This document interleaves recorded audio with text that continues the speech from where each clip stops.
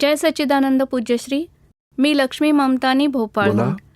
ज्ञान घेतल्यानंतर नातेवाईकांचे आणि मित्रांचे खूप प्रेम दिसले. म्हणाले तुम्ही भेटत नाही, बोलत नाही. आता समभावने निकाल करण्यासाठी नॉर्मॅलिटी कशी राखायची जेणेकरून ते क्लेम नाही करू शकणार? नाही नाही, सांगायचं की मला आणि शक्यतो हे सांगा, ॲडजस्ट एव्हरीवेअर, पुस्तक द्या, टक्कर टाळा. बघा, सांगा की हे वाचण्यासारखं आहे, यातून खूप आनंद मिळेल. बाकी मी आपल्याला भेटणं किंवा मग फिरायला जाणं, बघा आता मुलं मोठी झाली आहेत, घरात अडचणी येतात किंवा नवऱ्याचा प्रॉब्लेम, म्हणजे बाहेर पडायला खूप वेळ मिळत नाही असं सांगायचं. होय, त्यांना तर इंटरेस्टच नाही आहे या गोष्टींचा जास्त. इंटरेस्ट नाही आहे, नाही. मग मौन बाळगा आणि आपल्या या व्यवहाराबाबत हे सांगायचं की आता घरातला प्रॉब्लेम आहे, खूप जास्त वेळ मिळत नाही. आता जेव्हा आधी वेळ मिळायचा तेव्हा बाहेर आम्ही पडू शकायचो, आता खूप जास्त नाही मिळत. घरातल्या जबाबदाऱ्या आहेत, कर्तव्य आहे, त्यामुळे तिकडे लक्ष द्यावं लागतं. मुलांची परीक्षा आहे किंवा जास्त वेळ द्यावा लागतो, असं म्हणून टाळायचं काहीतरी. पण त्यांचा आग्रह खूप जास्त असतो, त्यामुळे थोडा वेळ भोगवता येतो आतून. नाही, भोगवट्यात राहायची गरज नाही. बघा, आपल्याला या ध्येयामागे जायचं आहे. माझे खूप सगळे मित्र होते, होय. ते म्हणायचे की इकडे जाऊ तिकडे जाऊ. मी सांगायचो की मी सत्संगात जातोय, तुम्हाला यायचं आहे? बाकी मला आवडत नाही आणि तुम्ही जिकडे जातात ते मला पसंत नाही. त्यांना पिक्चरला जायचं आहे, हॉटेलमध्ये जायचं आहे, फिरायला जायचं आहे, ते मला आवडायचं नाही. मला जे आवडतं आहे तिकडे तुम्ही माझ्याबरोबर आलात तर मलाही तुमच्याबरोबर यायला मजा येईल. काही ज्ञानाच्या गोष्टी कळतील सत्संगात. होय. जय सच्चिदानंद. जय सच्चिदानंद पूज्यश्री. बोला. पूज्यश्री, माझा प्रश्न फाईल नंबर 1 साठी आहे. फाईल नंबर 1 नी 2011 मध्ये ज्ञान घेतलंय. पती. होय. File number 2. होय. बोला. होय. पूज्यश्री, आता 2 वर्षापासून, मागच्या 2 वर्षापासून ते दारू प्यायला लागले, त्यामुळे मला फार क्रोध येतो. त्यामुळे घरात खूप भांडणं होतात. पूज्यश्री, तुम्ही त्यावर काहीतरी सोल्युशन क्रोध काढा. करून त्यांची दारू सुटली ना? नाही पूज्यश्री, नाही, पण मला तुम्ही खूप त्यांना जेवढं क्रोध जास्त येतो. दुःख द्यायला जाल तेवढी बाटली त्यांना मग प्रिय वाटायला लागेल. बघा, तुमच्याकडून त्यांना दुःख देणं बंद करा, मौन बाळगा. मला आवडत नाहीये एवढं सूचित करा आणि गप्प राहा. आणि कधी रागावणं, कटकट करणं, क्रोध करणं ते बंद करा सगळं. आणि शक्य झालं तर ते कधी शांत असताना नॉर्मल मूडमध्ये असतील तेव्हा विचारायचं, तुम्हाला आवडतं का हे सगळं? मुलांना किती त्रास होतो बघा, घरच्यांना किती दुःख होतं, तुम्हाला वाटतं की हे चुकीचं आहे? वाटत असेल तर दररोज 10 मिनिटं शक्ती मागाय, दादा भगवान कुसंगतीपासून, व्यसनापासून मी सुटावं अशी शक्ती द्या. आम्ही आपल्यासाठी प्रार्थना करू, तुम्ही दादाजींकडे प्रार्थना करा, मग ही लवकर सुटेल. पण सोडण्यासाठी आग्रह धरू नका. त्यांना ती भावना शिकवा, अभिप्राय बदलायला शिकवा, प्रतिक्रमण करायला शिकवा.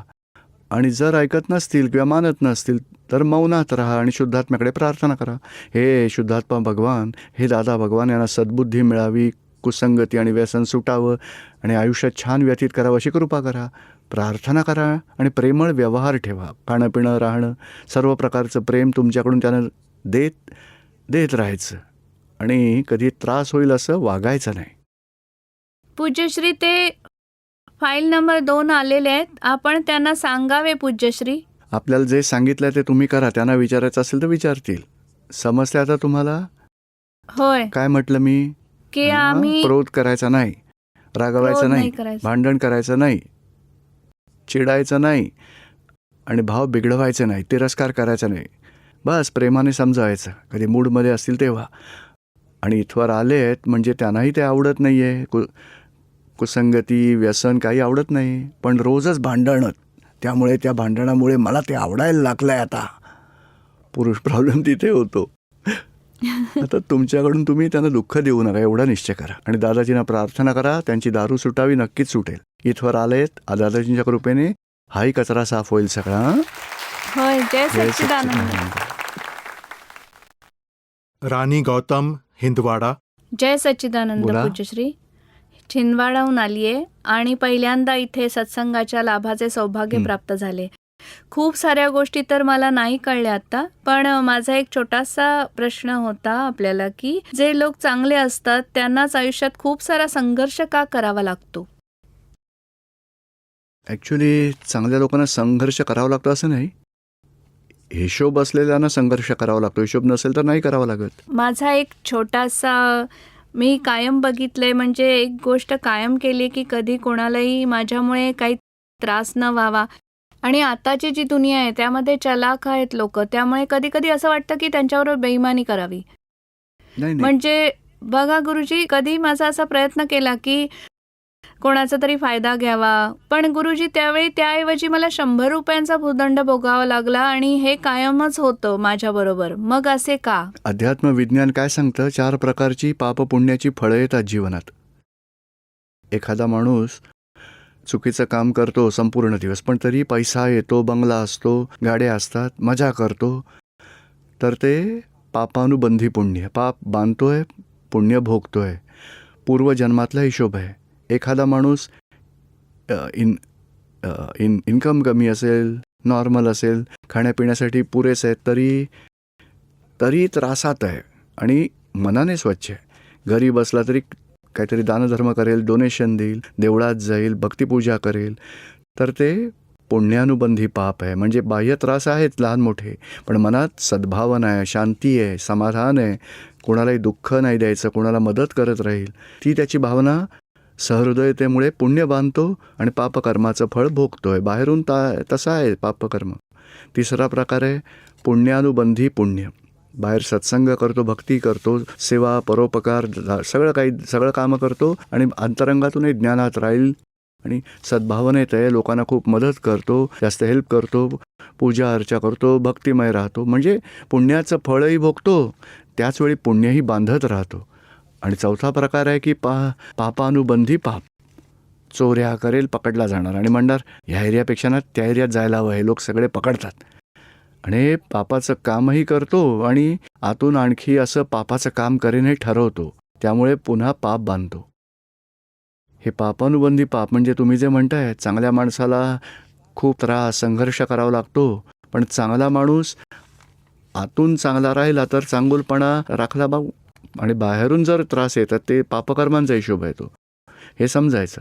लोक काय करतात, आतल्या गोष्टी त्यांच्या लक्षात नाही राहत आणि त्यांना मग हा ना मजा करतो, वाईट कामं करतो, मी करेन चुकीचं काम, आणि म्हणून आपले बिघडवतात आणि पापकर्म चार्ज करतो. पापकर्म असं करायचं नाही. लोक वाईट मार्ग स्वीकारतात, मजा करायची आहे, जे काय करायचं आहे. आपल्यालाही समजायला हवं की आपण राग, द्वेष, क्रोध, मान, माया, लोभ, आर्तध्यान, रौद्रध्यान करून किंवा खोटेपणा, चोरी, हिंसा, खोटं बोलून, चोरी करून, हिंसा करून किंवा दुसऱ्यांबरोबर विश्वासघाताने वागून मजा नाही करायची, गुन्हा नाही करायचा. आपण जागृती ठेवूया. इतरांना जे करायचं आहे, आपल्याबरोबरही कदाचित काही केलं तरी आपण समता भावाने पूर्ण करायचं. समजायचं माझा हिशोब पूर्ण झाला, माझा त्याने विश्वासघात केला तरी मी कोणाचा विश्वासघात नाही करणार. तो माझ्यावर क्रोध करत असेल म्हणून मी कोणावरही क्रोधीपणाने व्यवहार करणार नाही. तेवढी जागृती ठेवून आपल्या व्यवहाराने कोणालाही दुःख होऊ नये असं आपण सतत सेफ साईडच्या रस्त्यावरून चालत राहायचं. पूज्यश्री, एक प्रश्न आणखी होता माझा, की जेव्हा आपण खूप काही चांगलं करत असतो तरी नंतर आपल्या मागे हे लोक म्हणतात की तुम्ही चुकीचे आहात, अशावेळी खूप त्रास होतो. मग त्या त्रासातून कसे बाहेर पडायचे? ते वाईट बोलले तर आपण प्रतिक्रमण करायचं की बाबा तुमच्याकडे दृष्टीने तसं आहे, आणि विचारायचं की कुठे चूक वाटते. बघा माझ्या मनात तर असं माझा व्ह्यू पॉईंट असा होता म्हणून मी अशा प्रकारे केलं, तुम्हाला त्यात काय चूक वाटते. तो काय म्हणेल, तो जेवढा करतो त्याच्या डबल करायला हवं.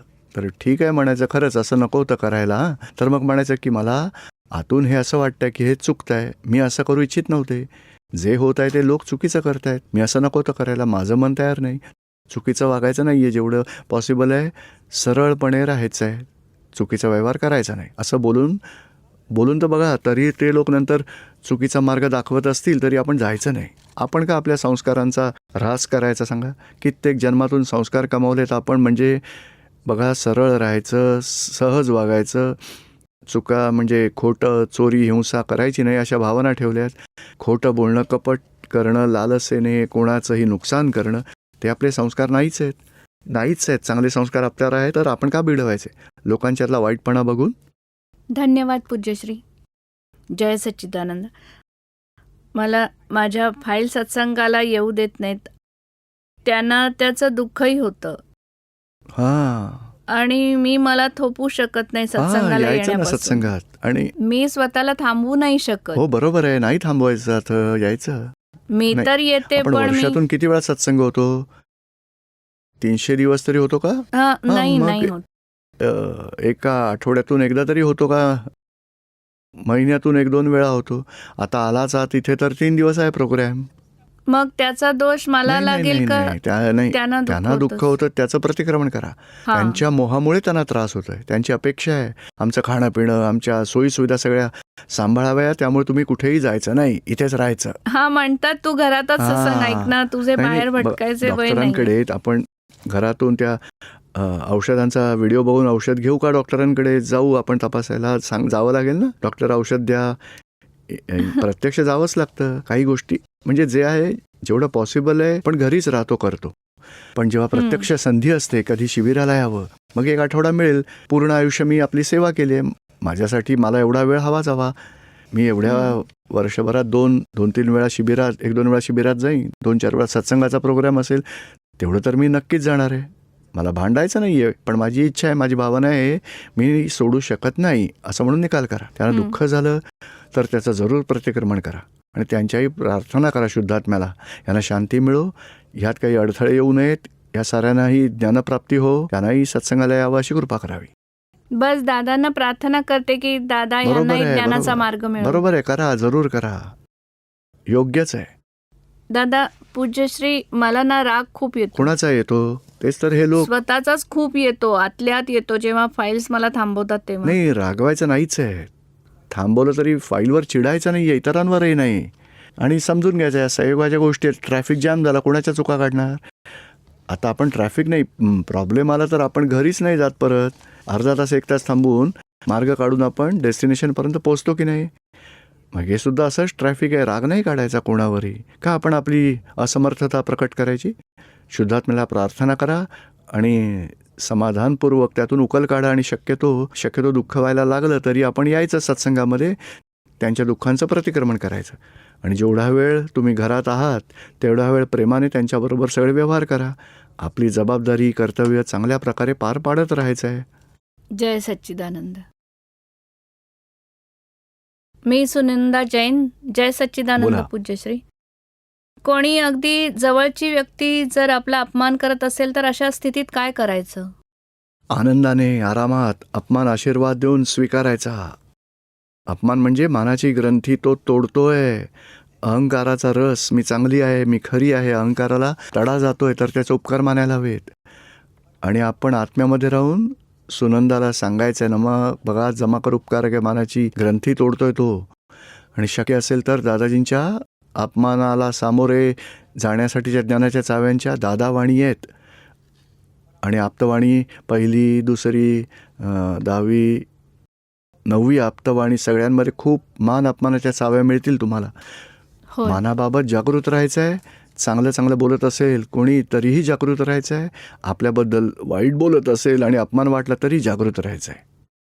आणि आजारपण कशामुळे येते? आता हे बघा, या ताई म्हणाल्या ना, घरचे लोक मला येऊच देत नाहीत, मग मला खूप राग येतो, आतून खूप त्रास होतो. तेच आजारपणाचं कारण. ताणतणाव वाढला की ॲसिडिटी वाढणार, डोकं दुखणार किंवा पायातून कळा येणार, मायग्रेन होणार, काही ना काहीतरी. या कशांमुळे सगळ्या प्रकारचे रोग मूळ धरायला लागतात. विषाद वाटणं, दुःखी होणं, क्रोध, मान, माया, लोभामुळे दुःख होतं आणि रोगांचा जन्म होतो. नंतर रोग आधी मनात उगम पावतात, नंतर वाणीतून बाहेर पडतात, नंतर देहावर दिसायला लागतात. पण ज्ञानाने, आनंदाने, समाधानाने रोग मिटून जातात. या ज्ञानाने मिटून जाणारे रोग नव्याने उद्भवतच नाहीत. पूज्यश्री, फाईल 2 ने ज्ञान घेतलेलं आहे, पण इथे यायची इच्छा नाहीये. काहीच मग हरकत काय नाही, तुम्ही करावं? येत राहा. तुम्हाला परवानगी देतात ना, होय होय. मग महान उपकार माना. खूप छान झालं. त्यांची मनातून सहमती आहे ना की ही जातीय चांगलं आहे, सुधारून येईल, जाऊ द्या तिला. मग चांगलं आहे, तुम्हाला येऊ देत आहेत, खूप पॉझिटिव्ह आहे त्यात. ते नाही येत तरी काही हरकत नाही आहे. त्यांना कामधंदा असेल, जबाबदारी असेल, सांगायचं त्यांना. आला तर बरं आहे, नाही आला तरी हरकत नाही. तुम्ही दबाव, आग्रह करू नका त्यांना. होय. तुम्हाला येऊ देत आहेत हे खूप झालं. जय सच्चिदानंद. दीपा विश्वकर्मा, दमोह. जय सच्चिदानंद. पूज्यश्री, बोला. माझा प्रश्न असा आहे की आमचा वेद, पुराण आणि शास्त्रांवर जास्त विश्वास आहे आणि सत्कर्म करणे म्हणजे शिवलिंग तयार करणे किंवा होम हवन पूजा करणे यावर जास्त विश्वास आहे. शिवाय वेदशास्त्रांचे अध्ययन करणे, भागवत कथा पुराण ऐकणे यातून जास्त आनंद मिळतो. आणि आपला सत्संगसुद्धा ऐकते, त्यातूनही मला खूप आनंद मिळतो. पण माझा त्यावर जास्त विश्वास आहे आणि आनंद वाटतो. पण आता बघा 7वीच्या वर्गातून 8वीच्या वर्गात आलात, इयत्तेत म्हणजे 7वीचा अभ्यासक्रम पूर्ण झाला. आता 8वीचा सुरू करा. 8वीतून 9वीत जाल, मग 9वीचा करा. आता वरच्या वर्गात आलात तर आता पुढचा अभ्यास करा. जुने आता सगळे पुरातन झालंय सगळं. पुराण म्हणजे होय. पुराण ते हे जे पुराण आहे त्या काळात त्यावेळी असलेल्या संत महंतांनी त्या लोकांना त्या क्षेत्रातल्या त्या काळातल्या लोकांना समज दिली. आता आपल्याला होय. त्यातून मजा वाटते, पण आपला क्रोध, मान, माया, लोभावरती सॉल्युशन मिळत नाही. पण ही जी आत्ताची दादाजींची वाणी आहे ना, सत्संगाची पुस्तकं आहेत, ती होय. ह्या काळातल्या ह्या क्षेत्रातल्या लोकांच्या कामी येतील अशी आहेत. होय. आणि बघा हे विचार असे आहेत की आपले क्रोध, मोह, मान, लोभ सगळे सुटतील, ज्ञानातही तुम्ही राहू शकाल आणि मोक्ष मार्गावर पुढे जाल. म्हणजे पुढच्या गोष्टी इथे होय. सापडतील बघा तुम्हाला. होय. आणि मला सत्कर्म करण्यात जास्त म्हणजे तशी भावना असते की मी सत्कर्म करावे. पण सत्कर्म म्हणजे काय आहे? जे केल्याने मला उत्तम गती प्राप्त बघा होईल का? तुम्ही एवढं पुराण वाचलं तरी सत्कर्म म्हणजे काय ते गेलं कुठे? त्यावर विश्वास कमी बसतो आणि वाटतं की मी आणखी काही करावं. नाही, म्हणजे सरळपणे सत्कर्म छोट्या शब्दात सांगायचं तर म्हणजे आपल्या मनाने, वाणीने, आचरणाने कोणाला दुःख देऊ नये, तेवढ्याने खूप मोठं सत्कर्म सुरू होईल. होय सर. एवढं तर होऊ शकतं की नाही माणसाकडून. होय. बाकी मग दान करा, गरजू लोकांना मदत करा, एवढे उपास करा, एवढी एकादशी करा, एवढी देवळात पूजा अर्चा करा, एवढ्या वेळा देवाला दुधाने आंघोळ घाला, ते सत्कर्म नाही. सत्कर्म कोणाला दुःख देऊ नका. क्रोधाने, मोहाने, मानाने, लोभाने कोणाचे नुकसान करू नका. आणि दिलंच गेलं तर पश्चाताप केला, त्यामुळे मोठं सत्कर्म आहे. होय. पश्चाताप तर त्वरित होतोच, तर माझ्याकडून काही ते चूक योग्यच झाली आहे. तर. पूज्यश्री जय सच्चिदानंद. बोला. माझ्या मनात एक असा मुद्दा येतो की आमच्यासारखे लोक ह्या संसारात भटकत आहेत, दुःखात आहेत, अशांना आपण बोट धरून मोक्षाच्या दरवाजापर्यंत घेऊन जाता, त्यानंतर ते मोक्षाला निघून जातात. तर यासाठी आपल्याला खूप खूप धन्यवाद. दादा भगवानांची कित्येक अवतारांपासून ही भावना होती, साऱ्या दुनियेला दुःखांपासून मुक्ती मिळो. आणि तेच त्यांचं योग बळ जबरदस्त काम करायचं. आज हजारो लोकांना या ज्ञानाच्या गोष्टी पोचवल्या जात आहेत. जीवनात शांती मिळते, दुःखांपासून मुक्ती मिळते. पूज्यश्री, माझा प्रश्न असा होता की आम्हा लोकांनी स्पष्ट अनुभवापर्यंत कसं जावं? म्हणजे आम्हाला असं वाटतंय की थिअरी आता थोडीफार नाही, आम्हाला बघा, समजली. सुरुवातीला म्हटलं ना, कोणत्याही प्रकारचं दुःख आलं, अपमान झाला, एखादा नुकसान झालं, कोणी आक्षेप घेतला, ज्ञानाने सॉल्व करा. निमित्ताला निर्दोष पहा आणि दुःख निमित्ताचा दोष नाही, माझाच हिशोब, माझ्या कॉजेसचा इफेक्ट आला आहे, आता निमित्ताचा दोष नाही, एवढ्या जागृतीने सॉल्व करा.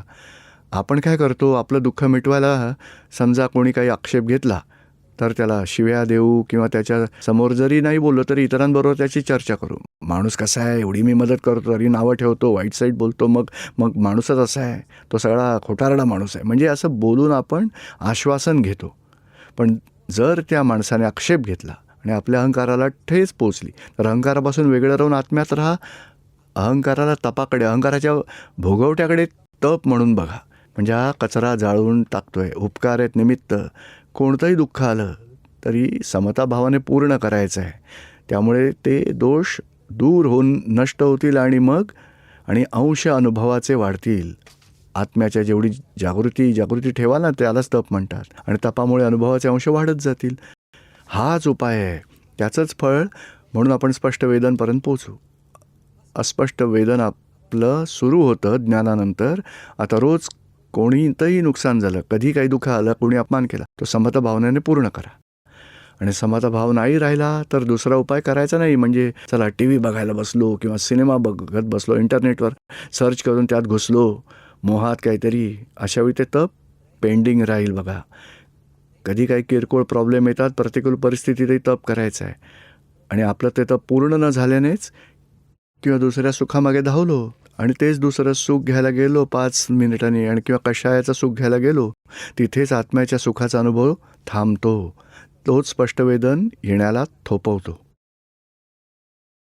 हा पूज्यश्री, आता तर असंच झालंय की कोणतेही निमित्त निर्दोषच दिसते चांगलं आहे. आणि उपकारीही वाटते. मी तर म्हणजे मला कोणतेही निमित्त मिळाले तर मी खुशच होतो की बाबा चांगलं झालं, दुःख दिलं, माझे डिस्चार्ज कर्म पार पडले. पण स्पष्ट अनुभव मात्र असं वाटते की कधी होईल, कसं होईल. आता स्पष्ट अनुभव म्हणजे काय? आता या दुःखाचं सॉल्युशन काढलं, आता सुखाचं चेक करा. कुठे गोड लागतंय, आईस्क्रीम खाल्लं, मजा आली, रात्री फिरायला गेलो, अरे गारवारा, उन्हाळ्यात चांगलं वाटतंय हां. म्हणजे हे जे पौद्गलिक सुख म्हणतात ना, ते घेतलं जात आहे, चेक करा. विषयात आहे, मानात आहे, प्रॉफिटमध्ये आहे, लोभात आहे, मुलगा चांगला शिकतोय, बायको काही चांगलं चांगलं बोलायला लागली की छान छान गोड गोड वाटायला लागतं, मग सुख घ्यायला लागलो आपण, म्हणजे सुख कुठे घ्यायला लागतं चेक करा. ते तप रिलेटिव्ह सुख घेणं संपत जाईल. तपामुळे तेवढं रिअल सुख प्रकट व्हायला लागेल. आपला अभिप्राय हा शुद्धात्म्याशिवाय इतर कोणत्याही रिलेटिव्हच्या अवस्थेत सुख नाही आहे, हा स्ट्रॉंग असायला हवाच हवा. तो जागृती ठेवून चेक करा, कुठे दुसरीकडे आता आवडायला लागलाय ते पहा. नाही पूज्यश्री, ही फाईल 1 जर काही चुकीचं वागत असेल तर असं वाटतं की माझं काय देणं घेणं. ही तर फाईल 1 आहे, मी तर वेगळं आहे. हो, जागृती ठेवा. आणि इतरांना दुःख दिलं गेलं तर फाईल 1ला सांगा, प्रतिक्रमण कर. हे तरी येऊ शकतं की नाही? होय बरोबर, तेवढी जागृती ठेवायची. होय. जय सच्चिदानंद. हो, बरोबर आहे. थँक्यू पूज्यश्री. जय सच्चिदानंद. जय सच्चिदानंद पूज्यश्री. अमित जैन, उज्जैन सेंटरहून. पूज्यश्री, माझा प्रश्न असा होता की काय या जन्मात आमच्याकडून जी काही निकाचित कर्म झाली आहेत ती केवळ प्रतिक्रमण करून धुवून टाकली जाऊ शकतील का? हां, बघा, ते तप करून पूर्ण करा. ती निकाचित कर्म म्हणजे ती फळ देण्यासाठी तयार झाली आहेत. त्यात फरक पडणार नाही आहे. काही ॲक्सिडेंट झाला तरी झालाच, पण तो समताभावनेने पूर्ण करा. फळ आलं तर त्याला वेगळं ठेवायचं. हे अमितला होत आहे, मला होत नाही आहे. अगदी समजा 2 महिने बेडवर राहायला लागलं तुम्हाला, तरी समभावाने पूर्ण करायचा व्यवहार. म्हणजे तसा समभाव राखायचा आहे, तप करायचा. तेच निकाचित कर्माचं सॉल्युशन आहे. आपण ते टाळू शकत नाही, हटवू शकत नाही, बंद करू शकत नाही, थांबवू शकत नाही. तर मग समताभावात राहून ते पूर्ण करायचं आहे.